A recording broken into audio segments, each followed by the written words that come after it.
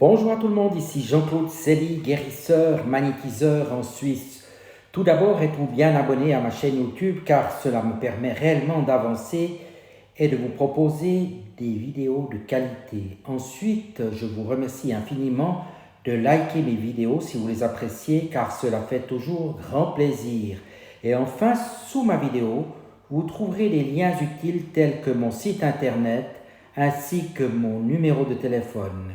N'hésitez pas à me contacter si vous désirez savoir quelque chose ou faire recours à mes soins et nettoyage énergétique. Et enfin, vous trouverez aussi un lien de Sophia Voyance, tarologue renommée. Aujourd'hui, nous allons parler de la loi d'attraction.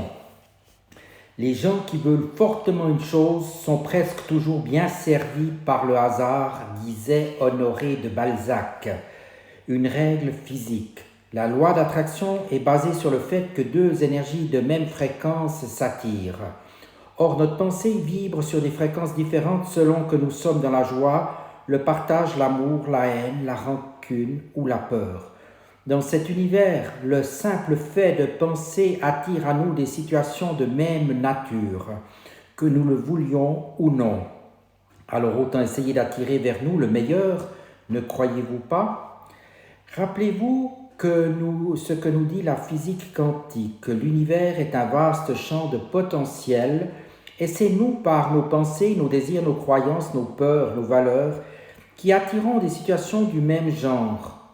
Le côté vicieux est que ce système renforce nos croyances, car si je crois que mon voisin ne m'aime pas, je vais attirer à moi des situations pouvant m'indiquer que mon voisin m'en veut, même si c'est totalement faux. Ainsi, la vie nous permet d'aller jusqu'au bout de nos croyances, jusqu'au jour où notre esprit s'éclaire de la compréhension que c'est nous et nous seuls qui sommes responsables de cette situation.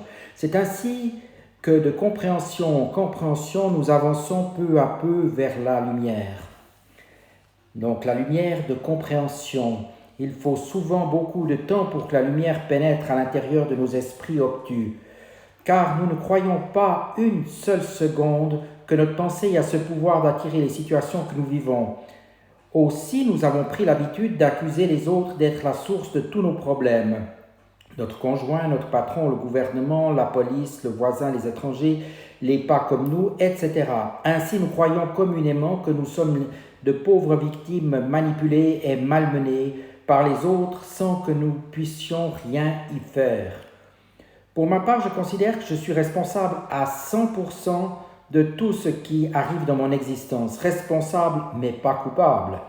Car chacun vit dans son monde qui diffère du mien et où sa pensée mène la danse, apportant des situations peut-être très dissemblables de celles de mon monde. Il n'est pas possible de savoir ce qui se passe dans le monde des autres. Chacun est responsable de son monde et c'est déjà pas mal. Comment utiliser la loi d'attraction?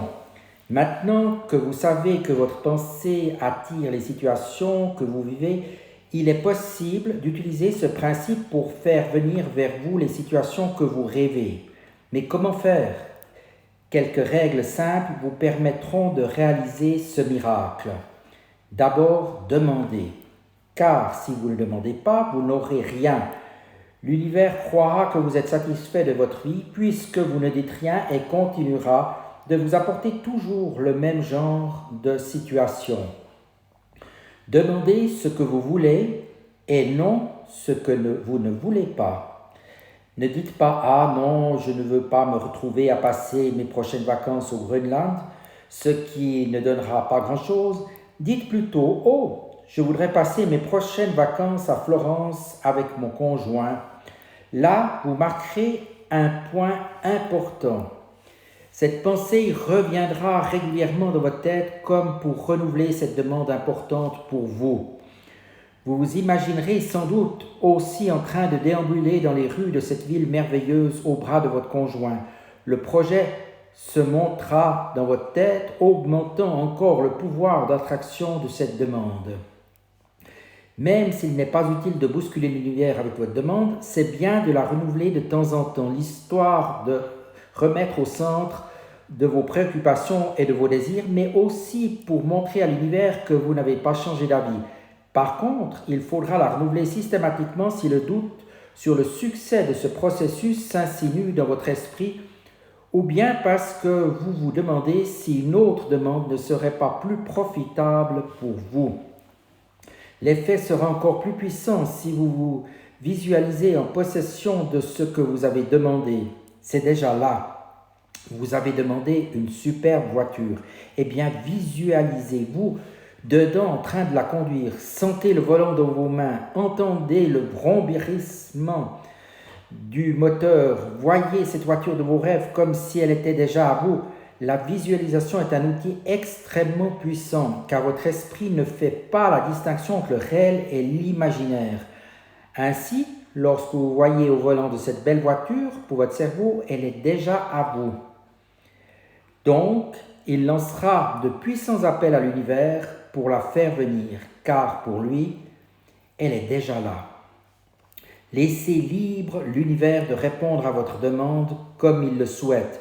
Dites-lui par exemple que vous avez besoin d'un nouveau logement, mais non comment il doit faire pour vous le procurer. Il trouvera une solution souvent très éloignée de tout ce que vous auriez pu imaginer.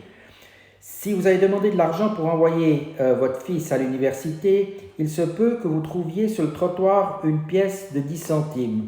Ne la négligez pas. Ramassez-la en disant à l'univers « Merci, c'est bien cela ce que je t'ai demandé, mais il faudra m'en envoyer beaucoup plus. » Ainsi, vous reconnaissez l'effort qu'a fourni l'univers en vous apportant cette pièce de monnaie. Maintenant, vous êtes en train de voir avec lui la quantité que vous désirez, car il n'est pas plus difficile à l'univers de vous envoyer 10 millions d'euros que 10 centimes.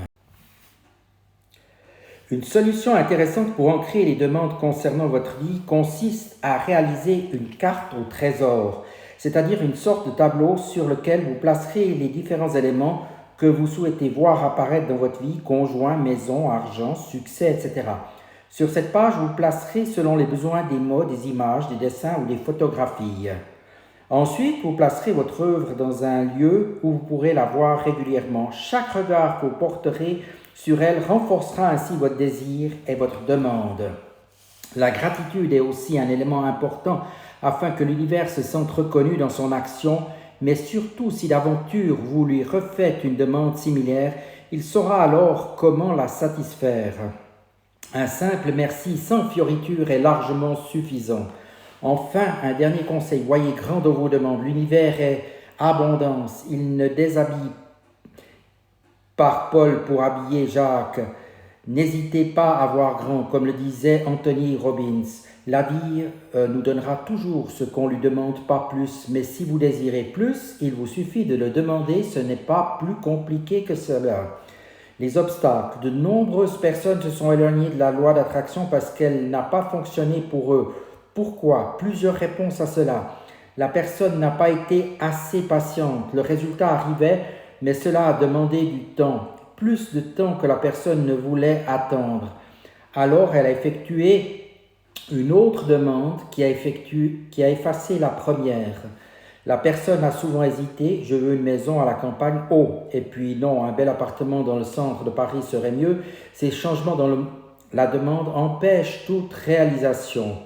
Le docteur Wayne Dyer a dit quelque chose de très juste. Vous n'attirez pas ce que vous voulez, mais ce que vous êtes. Alors les demandes fort éloignées de ce que l'on est et de comment nous fonctionnons, de comment nous pensons, de nos croyances et de nos valeurs ont peu de chances d'aboutir.